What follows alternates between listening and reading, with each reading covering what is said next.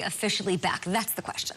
The Raiders beat them fair and square in their building on Thursday night. Talk about it. Raiders are 6-3, and I think a lot of Raiders fans, they won that game against the Chiefs. They're like, all right, we gave up a bunch of points, and our Paul Gunther-led defense can't do anything. The Raiders' defense is alive, and that is the biggest thing that makes this rivalry back. The Raiders' defense the last few weeks has suffocated opponents. You saw what they did last week, obviously, just absolutely paralyzing Drew Lock, but it goes back to week 5 when they did all this against the Chiefs. But I'm talking last week against Drew Lock, keeping him to 12 points. There was no dancing or doing any dances from the Broncos quarterback there. And then 2 weeks ago against the Chargers, remember Isaiah Johnson made all those big plays. But this, to me, was a statement. It was that the Raiders' defense is not going to be a joke this year. We knew they were going to put up points. That's a John Gruden team. The defense, and it's guys like Max Crosby and Isaiah Johnson and Carl Nassib having a career resurgence now with the Las Vegas Raiders. Raiders defense is no joke, and as recently as late October, we were saying they can't do anything because their offense is fine, but their defense doesn't exist. When they beat the Browns 16-6 in that windy game, and we're basically like, just give Josh Jacobs the ball, we'll take care of the rest. It was a statement to the rest of the league. They're 6-3. No one wants to face them right now, and this rivalry is alive and well. And Gruden and Reed, who have known each other more than 30 years, going back to the Green Bay years and even time in Philadelphia, all that. These two guys, they respect each other, but they certainly are not scared of each other. And I think Gruden wants to pop Andy Reid. No doubt about it. They've been making statements all year, starting the beginning of the season when they beat the Panthers, and then a huge win up against the Saints. So they've been making statements, kind of waving at the league, and we're saying, are they good? But are they really good? Because then they have these dips, these inconsistent games. And then that game against the Chiefs, they shut down Clyde Edwards-Helaire, who we all thought was God's gift to running backs, to 40 yards on the ground.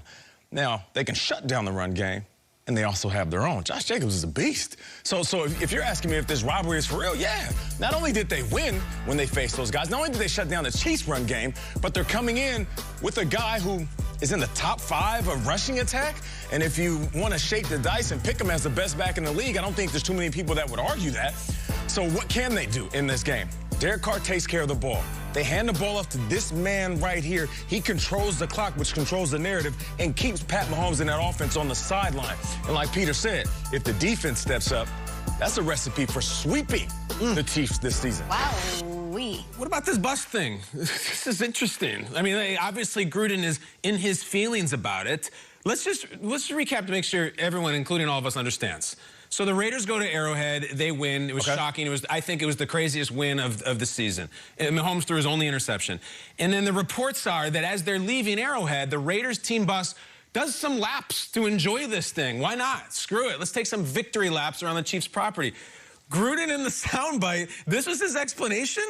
A smart aleck bus driver in Kansas City made some snide comments, and that's why we drove around the stadium to tick him off. So his suggestion is we didn't like this bus driver, so we'd make him take longer. I don't know. It makes no sense. Longer to get to the airport? It's a load of crap. The bus driver is actually a Chiefs fan, not a Raiders fan. And he's like, no, you're going to do more laps. Right, so to pay him back, we're going to delay our trip to the airport and just ride around a parking lot. Do we hate that? It's like running laps. No, here's what I like. I like that they did a victory lap. Okay. It has nothing to do with the bus driver. And why do you think John Gruden was so snippy about it? See, next question, it's because they did a victory lap. And I like that they did a victory lap. You know who would have loved them doing a victory lap? Al Davis. Yes, he would have. The guy who, they would have done 50 of them. I love it. I don't think the rivalry is back yet because I'm big on this. You got to have a lot of back and forth to have a rivalry. They won. It was awesome. But I think it's the Chiefs have won 17 in the last 20. I mean, it's not a rivalry. If you sweep, we got something. Okay. And if you sweep and you're the only 2 teams in the world to beat the Chiefs, we got something. You know me, I'm always saying the answer to every question is Mahomes. It's always Mahomes. Mahomes bled in that game. And if it bleeds, we can kill it. If the Raiders win this game, not only do we have a rivalry, we have a Super Bowl contender. The Silver and Black. Super Bowl contender. Wait. What if the Raiders don't? Yeah. I mean, they can win the whole thing. The whole thing. Time out. You're saying if they beat the Chiefs, you're legitimately looking at them as a not a playoff contender, Super Bowl contender. If the Raiders beat the Chiefs, again, in both locations, they can win the whole thing. They have one-punch power that they can beat they can beat Pittsburgh, they can beat anybody in the NFC. I'm telling you, 2 wins is not a fluke. One win, they had a good day. Nate, do we need Nurse Mary to come out here and check his temperature? I respect that. I'm not even mad. I respect that. Okay. I like it. They know who they are. If they don't beat the Chiefs, but they play super chippy, it's really down to the wire, and they, you know, make it really interesting, is it a rivalry? I think we're trying to make a rivalry because we want, I mean, how great would it be for the Chiefs to contend against someone? The Patriots, the only team that Patrick Mahomes has lost to more than once, and now Brady's not there, so that's not a thing between the Pats and the Chiefs. We want the Raiders thing to happen. I don't know if it's there. If it's close, and the Chiefs win, here's what we'll know. Let's look at some of the optics and aesthetics. Let's see what the Chiefs feel like. Remember when Patrick Mahomes was running off the field earlier and he was counting like this, and Peter's like, I think he's counting where we're ranked in the NFL 100. Let's see if there's a Tyreek Hill bus driving celebration. Let's see how the Chiefs bus does leaving Las Vegas. That's when we know we got some flavor. If the Chiefs blow them out, it's not a rivalry.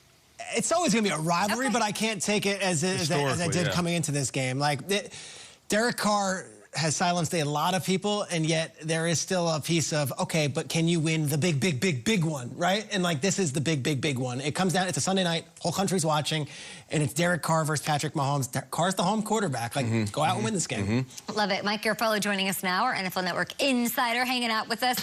Mike, I'm still sort of reeling from the fact that the Raiders are a Super Bowl contender if they beat the Chiefs this week, which I'm really excited about. But I want to ask you about a couple of NFC quarterbacks. What's up with Nick Foles? He left the field last night against the Vikings. And Drew Brees, of course, who's dealing with a bunch of injuries. Okay, the Foles one, which we went to bed last night, seeing him leave on a cart and thinking, well, it's never good when you leave on a cart. Well, that seems like it was more of a precautionary measure after he was dropped on his right hip. They are focused on the hip there, and they did initial x-rays and tests at the stadium last night, and all indications early on are that he did not suffer a fracture there, which is really good news and leads to the potential that he will be back for this team when they return from the bye in Week 12. So all indications right now good for Nick Foles. However, he will undergo further evaluation starting today. You also mentioned Drew Brees. Now, Brees has 5 fractured ribs, Ian Rappaport confirmed for us yesterday.